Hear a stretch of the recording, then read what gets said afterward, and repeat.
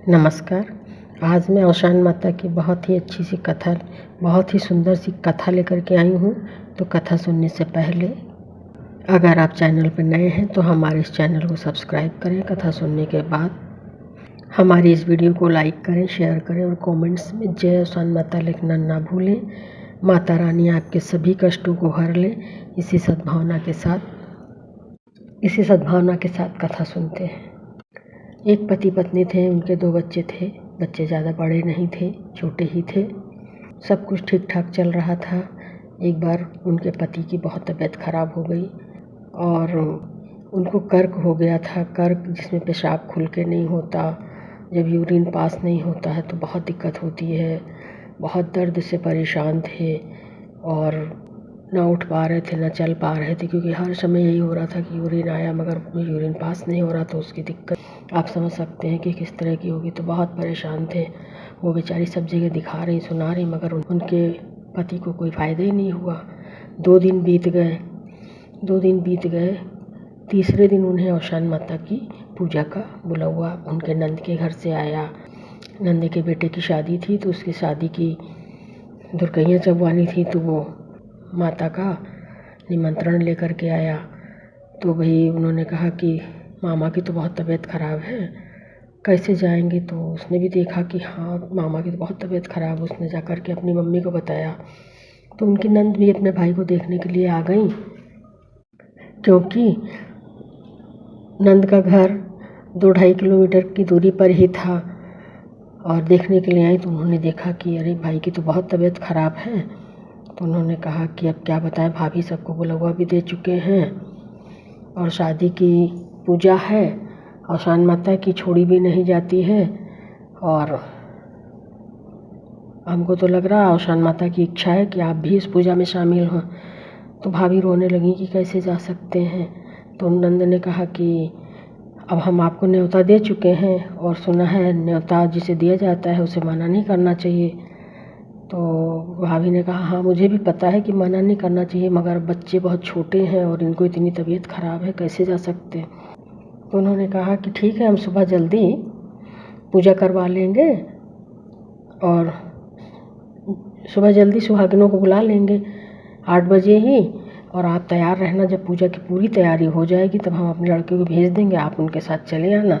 और जैसे ही पूजा ख़त्म हो आप अपने घर चली आना और भैया को एडमिट करा देना हमारे बेटे के साथ ले जा कर के।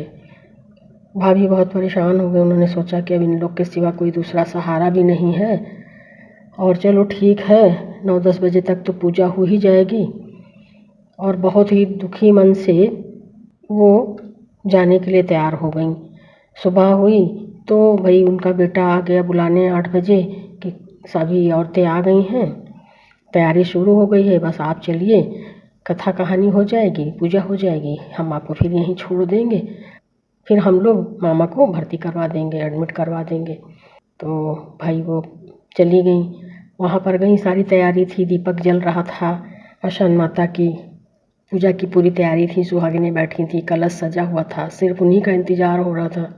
सभी औरतों को पता था, सभी सुहागिनों को पता था, सभी बहुत दुखी थीं।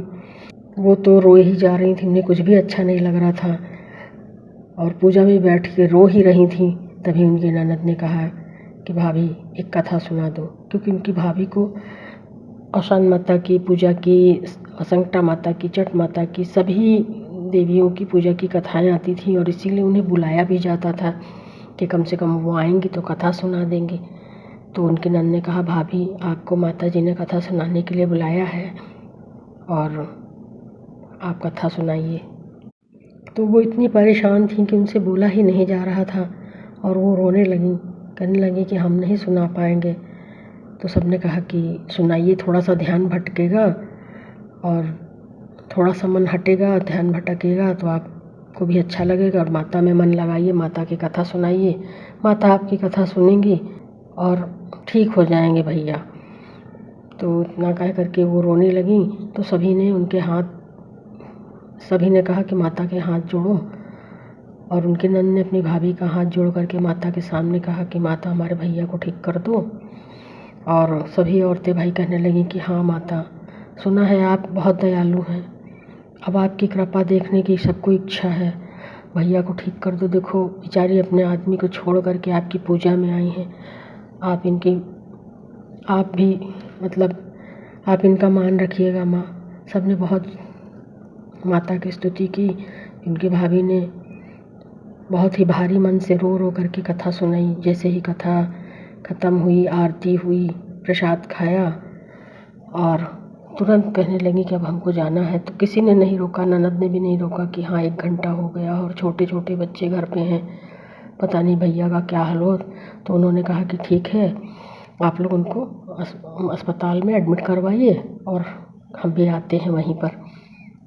अब इधर जब वो अपने मतलब भांजे के साथ में घर आई तो देखा बच्चे टीवी चला रहे थे, कार्टून देख रहे थे। तो उन्होंने कहा कि अरे तुम लोग टीवी चला रहे हो और पापा की तबीयत नहीं ठीक है और पापा तो तुम लोग टीवी क्यों चला रहे हो? तो बच्चों ने कहा पापा है नहीं, पापा तो ड्यूटी चले गए। तो कहे पापा ड्यूटी चले गए? पापा तो उठ नहीं पा रहे थे, यहाँ तक कि उनके रूम में कोई जाता था तो पैरों की जो धमक होती है, आहट होती है, उससे भी उन्हें बहुत दिक्कत होती थी क्योंकि बहुत पीड़ा थी उनको। तो वो किसी से बात भी नहीं कर रहे थे और यहाँ तक कहते थे कि हमारे रूम में ही मत आओ, हमको बहुत परेशानी होती है, हमसे कुछ मत बोलो। किसी तरह से दवा खा लेते थे और चुपचाप लेटे रहते थे।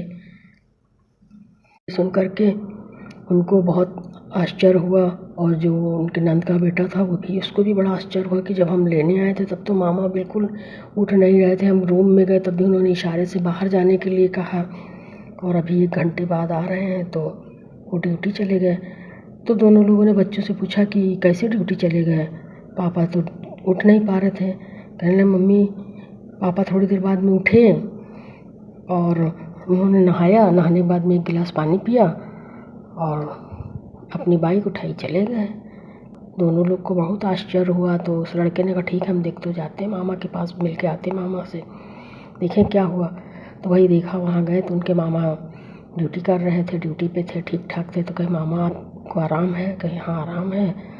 आधा घंटा लेटे रहे तुम लोग के जाने के बाद, अचानक से ये हुआ कि उठो, लैट्रिन बाथरूम जाओ, नहाओ धो, अपने काम पे लगो। अंदर से ऐसा लगा कि लेटे क्या करेंगे।